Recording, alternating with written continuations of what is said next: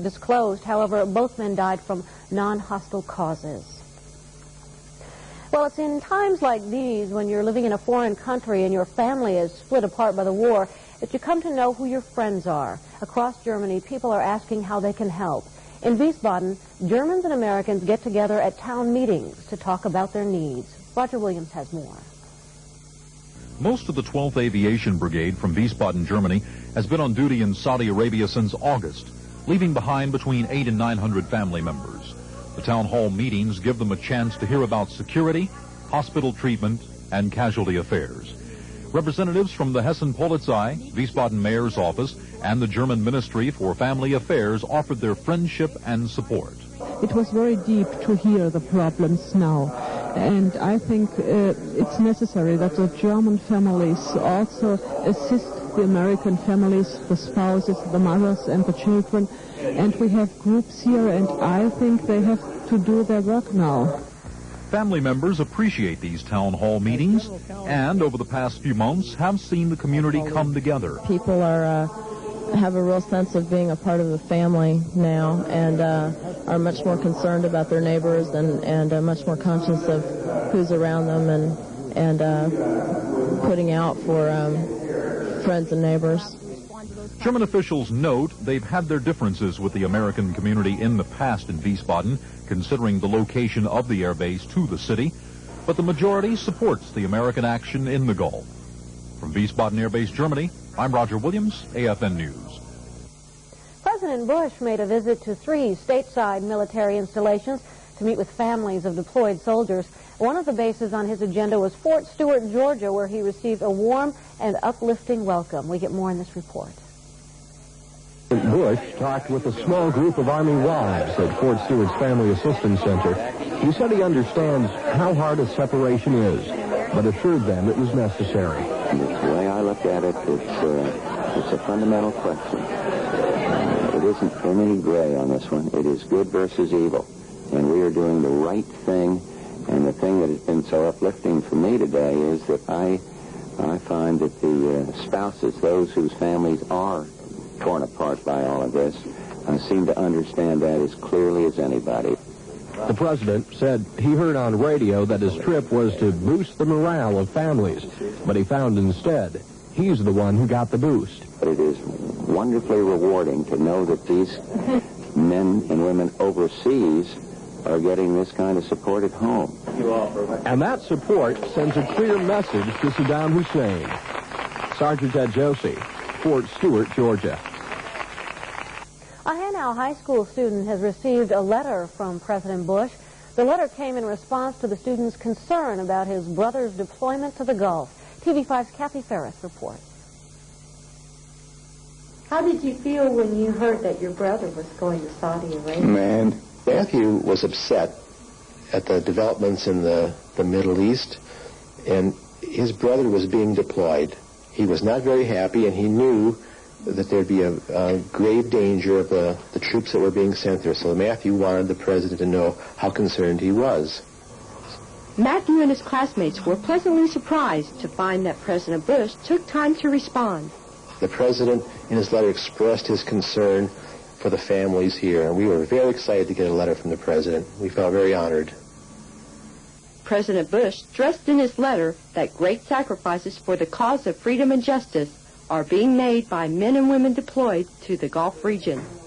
And that goes for family members back home. Reporting from Hanau, this is Kathy Ferris, TV5 for AFN News. Every year, the Department of the Army awards its top young leaders. Each major Army command chooses one company grade officer as its Leader of the Year. Sergeant Rob Hurd reports on the U.S. Army Europe's choice. The United States Army Europe started their selection process to choose the top company grade officer in the command 6 months ago. Recently, they chose the top winner at an awards presentation and dinner at the Patrick Henry Village Officers Club in Heidelberg. There were 14 finalists. 3 of them were not present due to their deployment to Operation Desert Storm, but were represented by their spouses. USAR Commander-in-Chief General Crosby Saint attended the dinner to present the runner-ups with Army Achievement Medals and the top winner with the Meritorious Service Medal. The winner, Captain Paul Gilley, commander of Headquarters and Headquarters Battery 5th Corps Artillery, says if it weren't for his soldiers, he would not have won the award. that I am providing the guidance and the leadership that's necessary for my unit, for my soldiers, to do well and to become successful and to be winners. And what this means to me is that I've been recognized for their outstanding performance. Captain Gilley now has the opportunity to go to Norfolk, Virginia in June, where the General Douglas MacArthur Memorial is located, to accept his award as USAR's top company grade officer, which will be awarded by Mrs. Jean MacArthur, the widow of General Douglas MacArthur. In Heidelberg, Army Sergeant Rob Hurd, AFN News. Time now for a look at the weather. Cold temperatures will persist for at least another day, but our weatherman promises a warming trend is on the way. Rob? Well, Pam, that cool Arctic air that's gripped much of the country is expected to hang around for another 24 to 36 hours. After which, though, I do expect a very slow and gradual warming trend as we head towards the weekend. Even still, though, temperatures will only average somewhere in the 20s and lower 30s. Here's the pattern this afternoon. As viewed from the satellite, you can continue to see an influx of cool, moist air into the region. Light snow showers fairly scattered in this cloud mass, although becoming a little more organized over towards the UK this afternoon. Let's go ahead and take a look at the surface pattern. This is the situation out there. You can see snow showers fairly active along the alpine areas. A little break in the action right across the interior. Then again, those snows becoming more organized over the northern and western part of Europe today. Now, temperatures, these are certainly some of the coolest numbers we've seen in a while. Daytime highs were only averaging in the teens and 20s. Wind speeds were also up, so that did put a little bite in the air. In fact, once again, as far as Germany goes, anyhow, we calculated that wind chill index, and basically it's a measure of the cooling power of the atmosphere in terms of temperature and wind and its effect on the human body. So, for example, the temperature out in Nuremberg today was 14 degrees. That was at 3 p.m. They had about a 10-knot wind, which and that brought their wind chill index down to -10. At the same time, the temperature a little further west in the K-Town area was also 14. The wind speeds weren't quite as strong, so their wind chill index only calculated at -5. Now, here's what we expect for tomorrow then, and basically really not much change as far as the pattern goes. Again, those cloudy skies. We'll probably see an increasing chance of light snow, though, over parts of Central Europe. Another cool day, certainly. Daytime highs generally averaging in the teens, upper 20s, maybe lower 30s over towards the UK. Again, hopefully we'll see some relief in terms of this cooler weather as we head towards the weekend. So let's recap this and take one more look at tomorrow's forecast. And look for variable skies tomorrow throughout much of Central Europe and the UK, with an increasing chance of snow in the forecast. Lows tonight ranging from the single digits to low 20s, with highs tomorrow still below freezing. And that's my forecast. I'll see you tomorrow night. Thanks, Rob. In financial news, the U.S. dollar traded lower against all major European currencies. The dollar lost a pfennig against the mark, putting tomorrow's military exchange rate at 1 mark 42. Ouch. Let's take a look at the rest.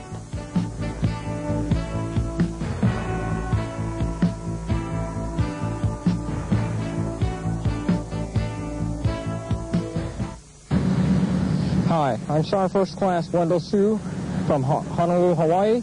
I'd like to say hi to my wife and family in Schwäbisch Gmünd, Germany. Hey, I'm doing fine.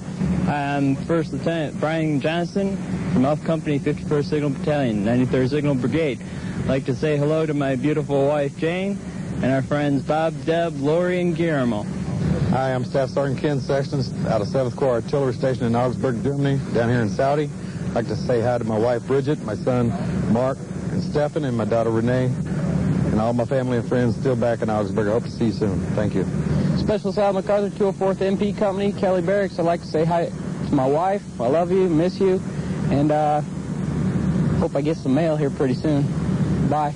Hi, I'm Larry Sisson from 7th Corps in Saudi Arabia. Would like to say hello to my wife, Liana. I love you, I miss you, and I'll see you soon. Take care of yourself and the baby. Ciao.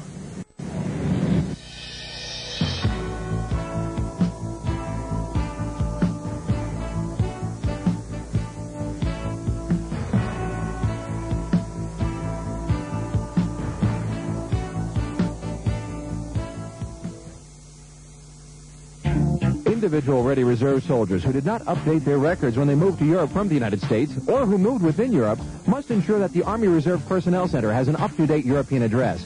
Now, if you're an IRR soldier, you can update your records with your proper European address by calling the Army Reserve Personnel Center Liaison Office Europe at ETS 379-7578 or 7580. Or you can write to them at AFRTS, LOE, APO 09081.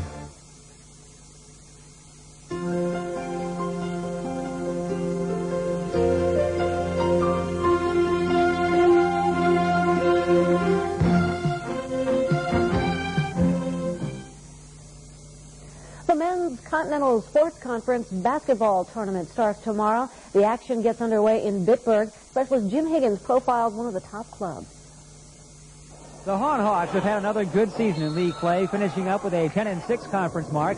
Only Lindsay at 11-5, and the Bitburg Barons, undefeated at 16-0, can claim better records. Hawks head coach Floyd Bennett knows they're the teams to beat so far.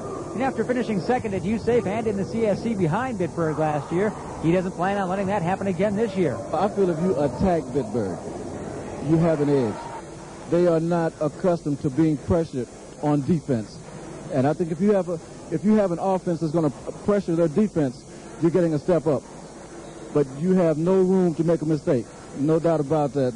I think that George Price has a very good group of players there, and he's getting the most from them. While the Hawks are sharpening their skills for a rematch with Bitburg as they try to knock off the #1 in CSC, how about the other one in the top three, those Lindsay Flyers and head coach Ray Norman? I don't think that there's a lot more for me to learn. We have similar styles of play, but he'll sometimes pull the unexpected on you. It's just a matter of being on guard for whatever he may pull. He's a very good coach. And I really enjoyed the game that we played with them. It's a matter of matching wits and watching the players perform as we direct them.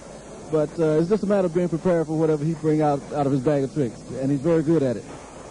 We asked Ray Norman about his bag of tricks this year, and you can hear what he had to say as we preview the Flyers tomorrow night. With the CSC Championship preview, Specialist Jim Higgins, AFN Sports. Army Reserve dentists are taking up the slack left by their active duty counterparts here in Europe. For a unit that's been assigned to Frankfurt, it's nothing new to be deployed to a faraway place. Although their assignment to Germany is hardly exotic, the Army Reserve dentists of the 919th Medical Detachment from Aurora, Colorado, have been seeing a lot of the world recently. The recruiter said, sign up for the Army and see the world. Well, actually, that's happened with us. Lately, we've been sending dental teams and assistants to Jordan, Egypt, Yemen, and Kenya for 2-week annual training scenarios. In fact, we were supposed to send one to Kuwait, a dentist and 2 assistants, in October of this year. Of course, Saddam canceled that trip for us on the 2nd of August, so we would have been there. Instead, they are at 9 different locations throughout Germany, and like most of the reservists who have been activated during Desert Storm, they have had to make a lot of changes in their personal lifestyle. It's been a series of adjustments and changes, very drastic in a very short time. But we're making the adjustments. It's been a strain financially, due to the loss of income, but, we're working through it, and I think everything's going to be okay as long as it doesn't last too long. Of the 14 dentists, 13 of us, myself included, are in private practice. Private practice causes us a little concern because when we get through here and return to our homes, we don't know what we're going to have when we go back. We hope a viable small business and private practice that we left. No matter where they go, be it Colorado, Kenya, or Germany, the dentists of the 919th are sure to leave behind a lot of satisfied customers. Reporting from Frankfurt, this is Doug Rule, TV5 for AFN News. In military communities throughout Europe, many events have been canceled because of Operation Desert Storm. In Frankfurt, a military police unit was about to scrap plans for a dining out, but turned it around. Lee Ferguson reports. At the Gibbs dining facility, a surf and turf meal had been planned for the 18th MP Brigade, but the soldiers were called to action before the dinner could take place. The meal was planned to be given to the soldiers before they left, as something like a hometown meal, steak and lobster, apple pie, yellow cake, and something like this before they left to go to Desert Storm. But then it was canceled because they moved out, and we decided to give it to the dependents. A high point of the evening came when spouses heard directly from Saudi Arabia and were able to send greetings to their husbands through the military-affiliated radio system, better known as MARS. I want all the soldiers over there to feel very comfortable and sure that the dependents are being well taken care of. And I'd like to say, come home safe, and we're waiting for you. We're taking care of the home front. You take care of what you got to do over there. This is Lee Ferguson, 5th Corps Public Affairs Office with TV5 for AFN News. And that's our report. CNN Sports is next.